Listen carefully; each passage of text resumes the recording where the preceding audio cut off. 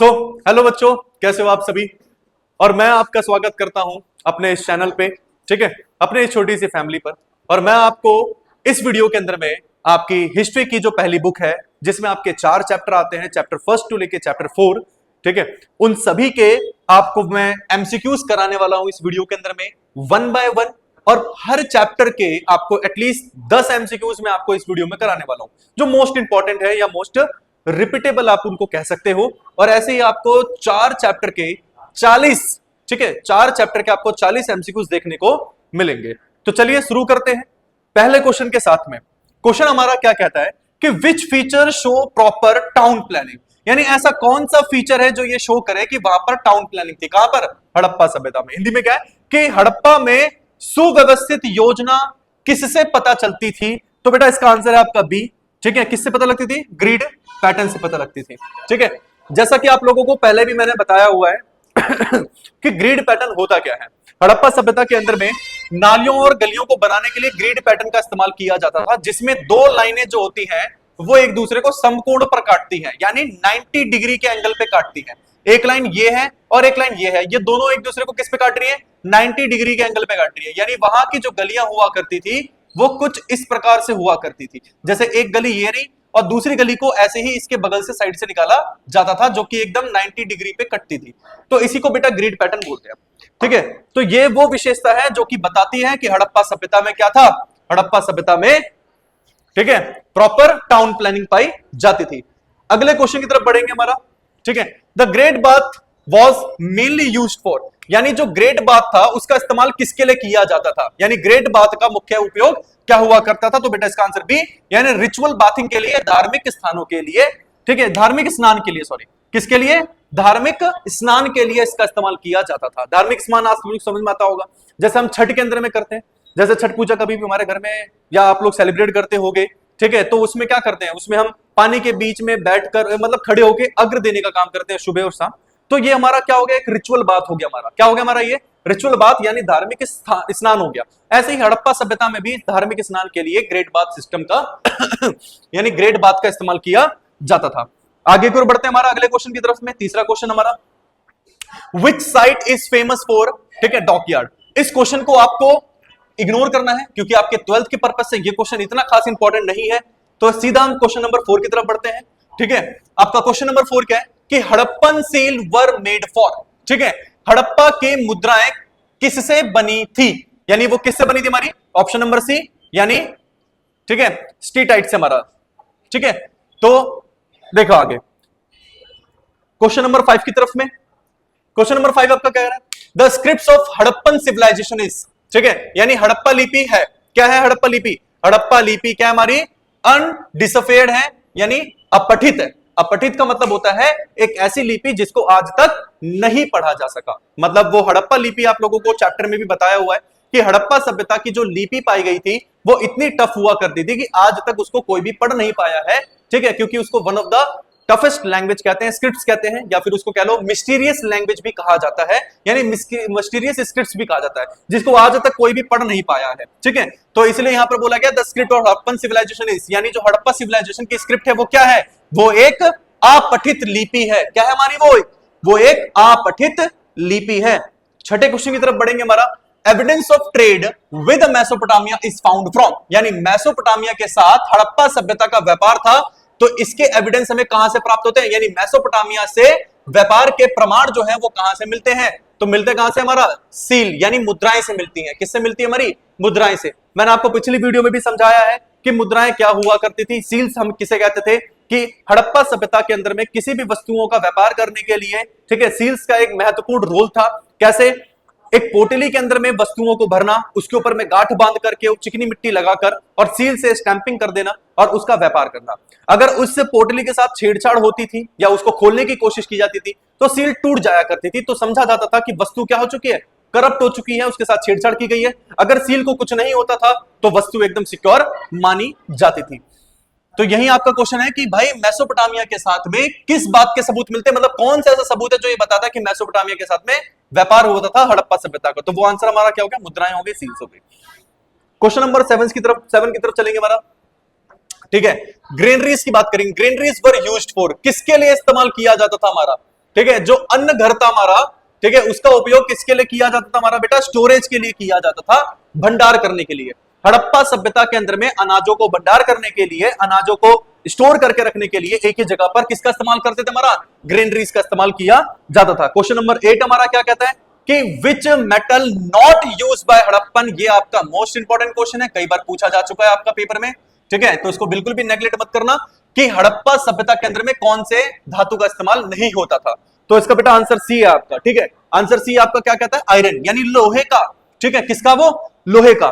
लोहे का उपयोग करना वो नहीं जानते थे, जिस वजह से हड़प्पा सभ्यता के अंदर में लोहे का इस्तेमाल नहीं होता था। ये क्वेश्चन आपका बहुत इंपॉर्टेंट है, आपको याद रखना है, ठीक है। Dholavira is known for, Dholavira जो है एक मुख्य शहर है, वो किस लिए जाना जाता था? ठीक है, हड़प्पा सभ्यता का धोलावीरा जो है वो किस चीज के लिए जाना जाता था? तो वो जाना जाता था हमारा वाटर मैनेजमेंट के लिए। किसके लिए जाना जाता था? हमारा वाटर मैनेजमेंट, यानी जल, ठीक है, प्रबंधन के लिए वो बहुत ज्यादा जाना जाता था। अब क्वेश्चन नंबर 10 की तरफ बात करेंगे हमारा। तो देखो क्वेश्चन नंबर 10 क्या कहता है कि Chanhudaro was famous for. Chanhudaro किसके लिए? बेटा चहुंद्रो जो है ना, बस आपके दिमाग में नाम आया चहुंद्रो, तो आंख बंद करके आप आंसर लगाओगे। चहुंद्रो जो फेमस था हमारा, वो मन का निर्माण के लिए, यानी बीड्स मेकिंग के लिए फेमस था, यानी हड़प्पा। और ये भी तो बढ़ते हमारे चैप्टर नंबर 2 की तरफ में, जिसका नाम हमारा Kings farmer and the town है। इसमें हमारा सबसे पहला क्वेश्चन हमारा क्या है कि प्रयाग प्रशस्ति जो है, ठीक है, उसमें इंफॉर्मेशन किसके बारे में दी गई है? तो प्रयाग प्रशस्ति के अंदर में इंफॉर्मेशन जो है वो चंद्रगुप्त के बारे में दी गई है। यानी हिंदी में क्वेश्चन क्या है कि प्रयाग प्रशस्ति किसके बारे में जानकारी देता है? तो प्रयाग प्रशस्ति जानकारी, सॉरी बेटा, इसका आंसर बी नहीं है, इसका आंसर सी है। यानी हमारा जो प्रयाग प्रशस्ति है उसका दोबारा बना देता हूं।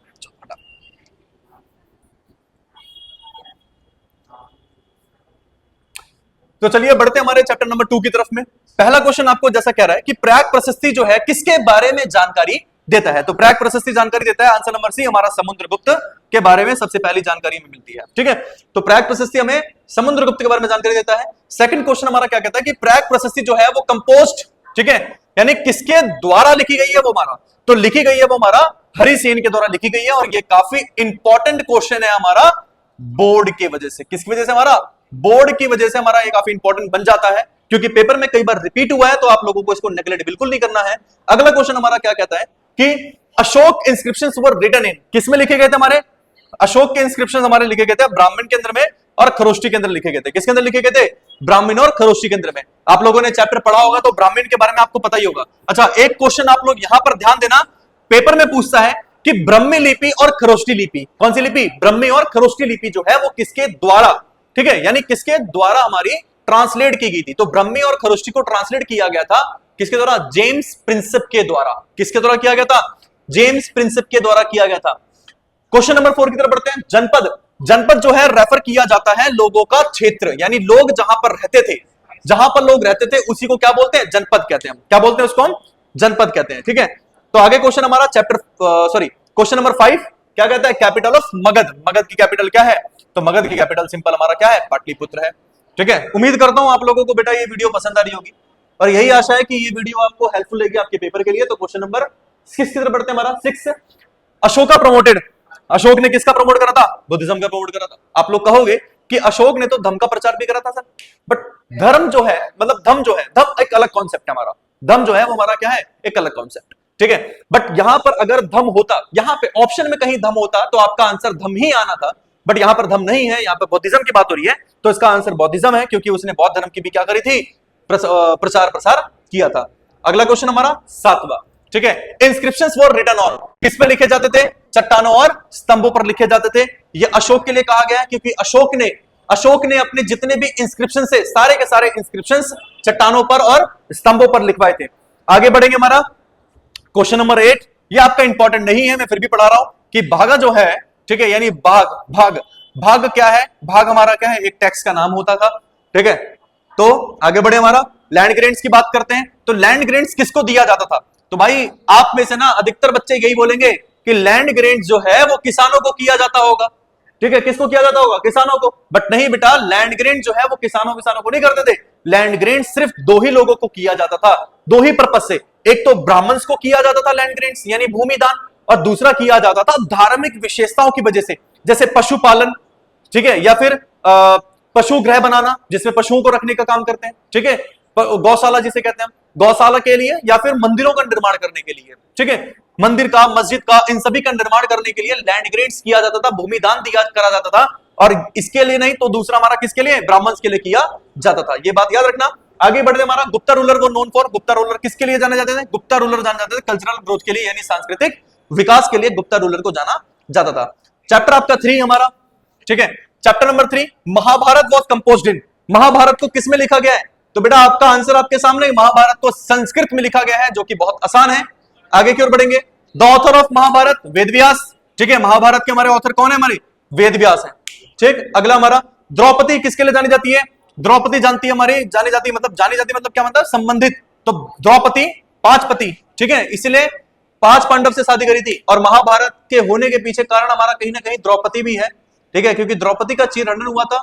या सबसे बड़ा रीजन तो आप लोगों को पता ही है, मुझे भी पता है कि भाई गद्दी के लिए, राजगद्दी के लिए सबसे बड़ा रीजन तो यही है, राजगद्दी के लिए, ठीक है, शासन करने के लिए, अपनी चीजों को पाने के लिए महाभारत किया गया था, ठीक है। इसीलिए द्रौपदी का एक सवाल भी था कि जब तुम्हारी पत्नी का चीरहरण हो रहा था तब कहां गए थे, तब भी तो 5 पांडव जो थे वो शांत थे, यानी 5 पति होने के बावजूद भी द्रौपदी का सरेआम समाज में सबके सामने चीरहरण किया जा रहा था।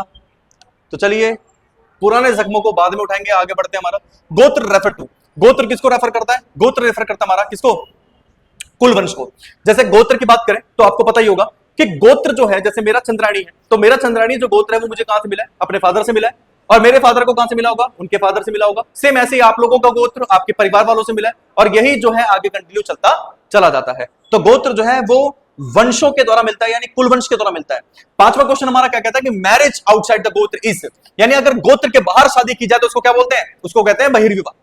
गोत्र के बाहर शादी होती है तो उसको कहते हैं बहिर्विवाह, और गोत्र के अंदर शादी होती है तो उसको क्या कहते हैं, अंतर्विवाह। और बहुविवाह क्या होता है, जब एक व्यक्ति कई सारी औरतों से शादी करता है, ठीक है, उसको कहते हैं। आगे वर्ण सिस्टम के अंदर हमारे कितने पाए जाते हैं, 4 वर्ण पाए जाते हैं। हमारे वर्ण सिस्टम के अंदर हमारे 4 वर्ण पाए जाते हैं, जैसा ब्राह्मण, क्षत्रिय, वैश्य, शूद्र हमारे होते हैं। क्वेश्चन नंबर 7 हमारा कि ब्राह्मण स्वर, ब्राह्मण क्या थे, ब्राह्मण हमारे क्या थे, ये पुरोहित यानी पृष्ठ हुआ करते थे, ठीक है। क्षत्रिय, क्षत्रियों को योद्धा कहते हैं, हमारा बहुत आसान है हमारा, ठीक है। उसके बाद क्वेश्चन नंबर 9, ठीक है, महाभारत कंटेन अबाउट, महाभारत कितने में लिखा गया है, आंसर हमारा सी है इसका हमारा, ठीक है। उसके बाद 10वां क्वेश्चन क्या कहता है कि सबसे बड़ा कौन था, ठीक है, कौरवों में सबसे बड़ा कौन था, कौरवों में सबसे बड़ा था हमारा युधिष्ठिर, कौन था हमारा, ठीक है, सॉरी दुर्योधन, ठीक है, युधिष्ठिर कह रहा हूं, दुर्योधन था हमारा इसका आंसर, ठीक है। तो कौरवों में सबसे बड़ा हमारा दुर्योधन था। आगे की ओर बढ़ते हमारा चैप्टर नंबर 4, और ये चैप्टर नंबर 4 आपका जो लास्ट है, ठीक है। इस लास्ट चैप्टर के 10 एमसीक्यूज हमारे लास्ट रह गए हैं, इसको पढ़ते हैं और फटाफट से खत्म करते हैं। Who found the Buddhism, Buddhism को किसने फाउंड करा था, बहुत आसान हमारा, किसने, गौतम बुद्ध ने करा था, किसने करा था, गौतम बुद्ध ने। और जैन धर्म की शुरुआत किसने करी थी, आप लोग मुझे फटाफट से बताओ, जैन धर्म की शुरुआत जो है वो किसके द्वारा की गई थी, आप लोग फटाफट से कमेंट करके बताओ कि जैन धर्म की शुरुआत किसने करी थी। और क्वेश्चन नंबर 2 की तरफ बढ़ते हैं, हमारा क्या लिखा है, वेयर डिड बुद्ध, ठीक है, अटेन इनलाइटमेंट, इनलाइटमेंट का मतलब होता है बेटा ज्ञान की प्राप्ति। भाई गौतम बुद्ध को अपनी ज्ञान की प्राप्ति कहां से हुई थी, गौतम बुद्ध को ज्ञान की जो प्राप्ति हुई थी वो बोध गया में हुई थी, और ये आपका मैप के लिए और आपका एमसीक्यू के पर्पस से ये काफी इंपॉर्टेंट है हमारा, ठीक है, मैप के लिए और एमसीक्यूज के लिए ये मोस्ट इंपॉर्टेंट है हमारा, इसको बिल्कुल भी मत छोड़ना कि इनलाइटमेंट बोध गया में प्राप्त हुई थी। साथ ही साथ फर्स्ट सरमन कब दिया था, कहां दिया था उन्होंने फर्स्ट सरमन दिया था हमारा कहां पर, ए में दिया था, मतलब इसका सारनाथ आंसर है इसका, ठीक है, कि फर्स्ट सरमन जो है वो सारनाथ में दिया गया था। ये एमसीक्यू के लिए भी और साथ ही साथ मैप के पर्पस से भी काफी ज्यादा इंपॉर्टेंट हमारा है। उसके बाद हमारा बढ़ते हैं चौथा क्वेश्चन, ठीक है, त्रिपिटक बिलोंग टू, त्रिपिटक किसको बिलोंग करता है, तो त्रिपिटक बिलोंग करता है हमारा बौद्ध को, ठीक है, गौतम बुद्ध को, बौद्ध धर्म को, सॉरी बौद्ध धर्म को हमारा त्रिपिटक जो है बिलोंग करता है। आगे बात करेंगे स्तूप इज रिलेटेड टू, इसका भी आंसर हमारा बुद्ध होगा कि सूत पिटक जो है, सॉरी स्तूप जो है, स्तूप हमारा रिलेट करता है, यानी रिलेटेड है किसके साथ, बौद्ध धर्म के साथ रिलेटेड है हमारा। इसका आगे बढ़ता हमारा छठा, अजंता, अजंता केव वर रिलेटेड टू, भाई इंपॉर्टेंट है हमारा, ठीक है, हाँ इसको आईएमपी कर लो, काफी इंपॉर्टेंट है हमारा। क्या लिखा हुआ है, अजंता केव आर रिलेटेड टू, यानी अजंता गुफाएं जो है वो किससे संबंधित है, तो हमारा वो बौद्ध, ठीक है, बौद्ध धर्म से संबंधित है। तो देख सकते हो कि चैप्टर में अधिकतर क्वेश्चन हमारे एमसीक्यू जो है वो बौद्ध धर्म से है, तो बौद्ध धर्म जो है वो काफी इंपॉर्टेंट है। महावीर इज रिलेटेड टू, बेटा देखो ये भी बहुत इंपॉर्टेंट है, आपका आपके पेपर में पूछा जाने वाला ज्यादा क्वेश्चन यही है हमारा, ठीक है, तो आपका ये भी काफी इंपॉर्टेंट है कि महावीर जो है वो किससे रिलेटेड है, तो बेटा महावीर जो रिलेटेड है वो जैनिज्म से रिलेटेड है, किससे रिलेटेड है हमारा, जैनिज्म से। और जैनिज्म के अंदर में टोटल कितने महावीर थे, 24 महावीर हुआ करते थे, 24 तीर्थकर हुआ करते थे। तो चलते हैं हम क्वेश्चन नंबर 8 की तरफ में। ठीक है, क्वेश्चन नंबर 8 क्या कर रहा है, बुद्ध वॉज बोर्न एट, ठीक है, बौद्ध धर्म का जन्म कहां, सॉरी गौतम बुद्ध का हमारा जन्म कहां हुआ था, ये काफी इंपॉर्टेंट हमारा, कि गौतम बुद्ध का जन्म जो था वो हमारा लुम्बिनी में हुआ था, और ये पेपर में इंपॉर्टेंट है एमसीक्यूज के रूप में भी और हमारा क्वेश्चन के रूप में भी काफी इंपॉर्टेंट है। और क्वेश्चन नंबर 9 जो कहता है, ठीक है, क्वेश्चन नंबर 9 क्या है कि बुद्ध की मौत कहां हुई थी, उनकी मृत्यु कहां हुई थी, तो उनकी मृत्यु जो है वो हमारा कुशीनगर में हुई थी। ये भी आपका इंपॉर्टेंट है मैप के पर्पज से और आपका एमसीक्यूज के पर्पज से काफी इंपॉर्टेंट है। और हमारा वही आगे बढ़ते हुए कि क्वेश्चन नंबर 10 आपका क्या कहता है कि कोर टीचिंग क्या है, ठीक है, तो इसकी कोर टीचिंग हमारी ऑप्शन नंबर ए, इसका सही आंसर जो है वो 4 है, ठीक है, 4 आर्य सत्य हमारे, ठीक है, इसका आंसर होएगा। और इसी तरीके से हमारी ये वीडियो खत्म होती है बेटा। आपको अगर ये वीडियो पसंद आई, अच्छी लगी और आपके लिए जरा सी भी अगर हेल्पफुल रही है, ठीक है, तो आप मेरे को भरपूर प्यार देना, मेरे इस वीडियो को लाइक करो, कमेंट करो, शेयर करो और सब्सक्राइब करो, ठीक है। Thank you so much. जय हिंद, जय भारत।